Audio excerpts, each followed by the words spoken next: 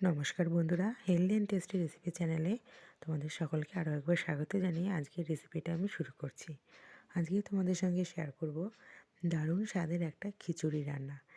চাল ডাল দিয়ে খিচুড়ি। এখানে আতপ চাল আর গোবিন্দভোগ চাল আমি নিয়েছি, আর নিয়েছি মুগ ডাল আর মটর ডাল। আতপ চাল আর গোবিন্দভোগ চাল আমি এখানে প্রায় 100 গ্রাম করে নিয়েছি, 200 গ্রাম।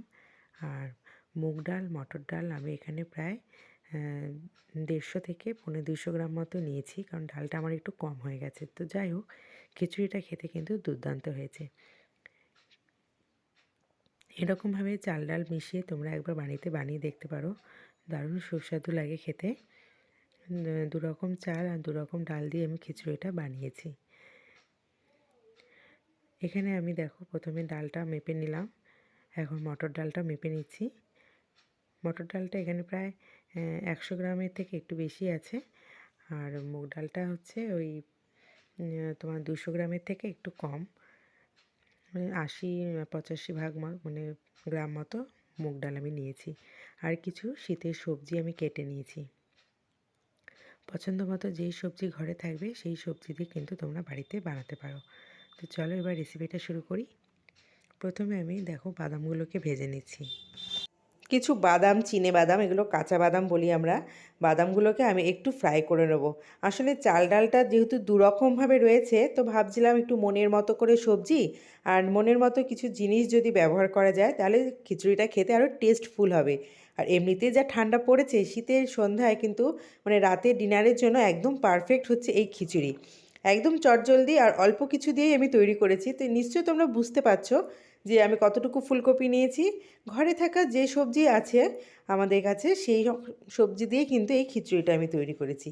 আর এখন আমি কিন্তু সমস্ত সবজিগুলোকে একটু ফ্রাই করে নেব। আমি আলু গাজরটাও দিয়ে দিলাম, একটু হালকা আছে, আমি একটু নাড়াচাড়া করে নেব। আর আমি এখানে দুটো মাত্র শিম ব্যবহার করেছি, চাইলে তোমরা এর মধ্যে আরও কিছু সবজি অ্যাড করতেই পারো। যত সবজি এখানে দেওয়া যাবে খেতে কিন্তু আরও ভীষণ টেস্ট হয়। শীতকালীন সবজি দিয়ে খিচুড়ি খেতে কিন্তু আমাদের দুর্দান্ত লাগে। তো এরকম চাল ডাল আমি প্রথমে এটাই বললাম যে মাসের শেষে আমাদের এক্সট্রা কিছু চাল ডাল আমাদের থেকেই যায় বয়মের মধ্যে, সেগুলো কি কাজে ব্যবহার করা যায়, তো সেইগুলোকে দিয়ে কিন্তু আজকের এই মিক্সড খিচুড়িটা আমি তৈরি করেছি। তো এরকম হয়তো অনেকের বাড়িতে হয়ে থাকে, তো সে কারণে কিন্তু আমি আজকে তোমাদের সঙ্গে ভাবলাম এটা শেয়ার করি, ভীষণই কাজে লাগবে। তো দেখো আমি ফ্রাইং প্যানের মধ্যে তেলটার মধ্যে দিয়ে দিলাম দুটো শুকনো লঙ্কা মাঝখান থেকে অর্ধেক করে, আর 5 ফোড়ন দিয়ে দিয়েছি 1 চামচ মতো। একটু ভালো মতো আমি একটু 5 ফোড়নটা ভাজা হওয়া অবধি অপেক্ষা করব। একদম নিরামিষ খিচুড়ি করেছি, কোনো রকম পেঁয়াজ আমি দিইনি। এখানে দিয়ে দিলাম একটু আদা কুচি। আদাটা আমি গ্রেট করিনি, কুচিয়ে নিয়েছি। কেন বলো তো, খিচুড়িটা খাওয়ার সময় না, অনেক সময় ভোগের খিচুড়িতেও আমি এটা খেয়াল করেছি যে আদা, এরকম কুচনো আদা মুখের মধ্যে পড়লে না খেতে দুর্দান্ত লাগে। তো আমি সেই কারণে কিন্তু আদাটা কুচিয়ে দিয়েছি। আদাটা গ্রেট করার থেকে তোমরা এরকম কুচিয়ে ব্যবহার করবে, দেখবে যখন খিচুড়িটা খাবেন তখন এই আদার টুকরোগুলো মুখের মধ্যে পড়লে না একটা অন্যরকম ফ্লেভার আসে, খেতেও কিন্তু দুর্দান্ত লাগে। এখন আমি যে সবজিগুলো ভেজে রেখেছিলাম সেই ভাজা সবজিগুলো অ্যাড করে দিলাম। এখন আমি স্বাদ মতো একটু লবণ দিয়ে দিলাম। আমি কিন্তু প্রথমে লবণ দিইনি, লবণ ছাড়াই আমি সমস্ত সবজিগুলো ফ্রাই করেছি। কারণ লবণ হলুদ দিয়ে যদি আমি প্রথম থেকে ভাজতে থাকি, সেই হলুদের গুঁড়োগুলো না কালো হয়ে যায় অনেক সময়, আর তেলটাও নষ্ট হয়ে যায়। তো লবণ হলুদ ছাড়াই আমি ভেজেছি। এখন স্বাদ মতো লবণ হলুদ আর ধনে জিরের গুঁড়ো আর একটু লঙ্কার গুঁড়ো দিয়ে আমি কিন্তু সবজিটা একটু মাখিয়ে একদম 2-3 মিনিট মতো চাপা দিয়ে রেখে দেবো। 2-3 মিনিট বাদে আমি ওটা সরিয়ে ফেলবো।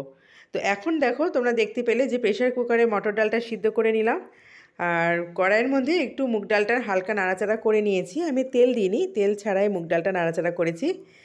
তো আমার মুগ ডাল কয়েকটা দেখো একটু বেশি ভাজা হয়ে গেছে, সেটা তোমরা খেয়াল করেছো। এদিকে কিন্তু মটর ডালটাও আমার সেদ্ধ হয়ে গেছে।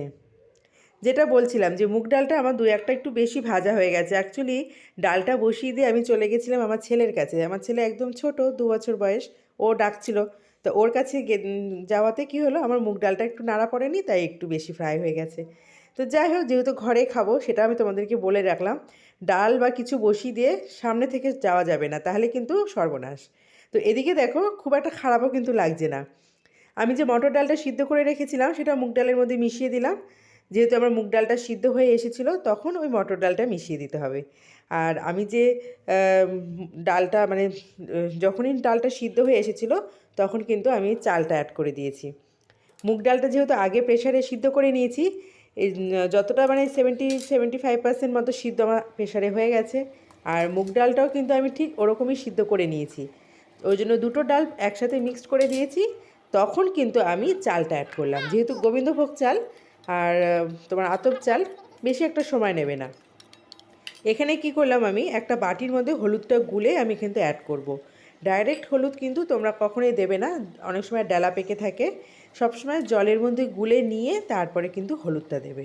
তো আমি কিন্তু এখানে এখনও লবণ দিইনি, আমি লবণ দেব। এখন দেখো একটু ভালো মতো আমি ফুটিয়ে নেব, গ্যাসের ফ্লেমটাকে মিডিয়ামে করে দিয়েছি। আর দিয়ে দিচ্ছি আমি এর মধ্যে কিন্তু দুটো তেজপাতা। আমি কিন্তু লবণ এখনও দিইনি, কারণ লবণ কিন্তু আমার সবজির মধ্যে আগে থেকে দেওয়া ছিল। তো সেই সবজিটা এখন আমি এখানে মিশিয়ে দিচ্ছি। হট করে সবজি ছাড়া যদি আমি এক্সট্রা লবণ দিয়ে দিই, সবজিটা অ্যাড করার পর লবণটা হয়তো একটু নোনতা ভাব বেশি হয়ে যেতে পারে, তখন মেকআপ দিতে কিন্তু খুবই অসুবিধে হয়ে যাবে।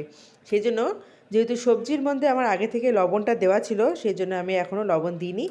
খিচুড়িটা আরেকটু হয়ে যাক, তখন একটু মুখে দিয়ে টেস্ট করে নিয়ে লাগলে পরে তখন একটু লবণ অ্যাড করা যেতেই পারে। কিন্তু আগে থেকেই বেশি লবণ দিয়ে ফেললে কিন্তু সেটা মেকআপ দেওয়া খুব মুশকিল হয়ে যায়। কখনোই এই ভুলটা তোমরা করবে না। হলুদ দিয়েছি আর সমস্ত সবজি অ্যাড করে দিয়েছি। দেখো খিচুড়িটা কিন্তু অনেকটাই আমার থকথকে হয়ে এসেছে। কি সুন্দর লাগছে, দেখতেও কিন্তু দারুণ লাগছে এবং খেতে কিন্তু আরও স্বাদ। একদম অল্প চাল ডালের খিচুড়ি এবং দুর্দান্ত লাগছে খেতে। রাতে এরকম খিচুড়ির সঙ্গে কিন্তু ডিমের অমলেট অথবা পাঁপড় ভাজা দারুণ লাগে খেতে। তোমরা কিন্তু এরকম একটা চটজলদি খিচুড়ি বাড়িতে বানিয়ে ফেলতে পারো। আজকের এই রেসিপিটা তোমাদের কেমন লাগলো সেটা কিন্তু অবশ্যই কমেন্টস করে জানিও। ভালো লাগলে লাইক, কমেন্ট, শেয়ার করো। চ্যানেলটিকে সাবস্ক্রাইব করে দিও। পাশে থাকা বেল আইকনটি প্রেস করার অনুরোধ রইল, যাতে আমার নতুন ভিডিও আপলোড করা মাত্রই সবার আগে তোমাদের কাছে পৌঁছে যেতে পারে। খিচুড়িটা নামাবার আগে অবশ্যই ঘি আর গরম মশলা দিয়ে নামিয়ে ফেলতে হবে আর গরম গরম পরিবেশন করে নিতে হবে। তো কেমন লাগলো আজকের রেসিপিটা অবশ্যই কমেন্টস করে জানিও। আমার সঙ্গে থাকার জন্য ধন্যবাদ জানিয়ে রেসিপিটা শেষ করছি। দেখা হচ্ছে পরবর্তী রেসিপিতে। টাটা।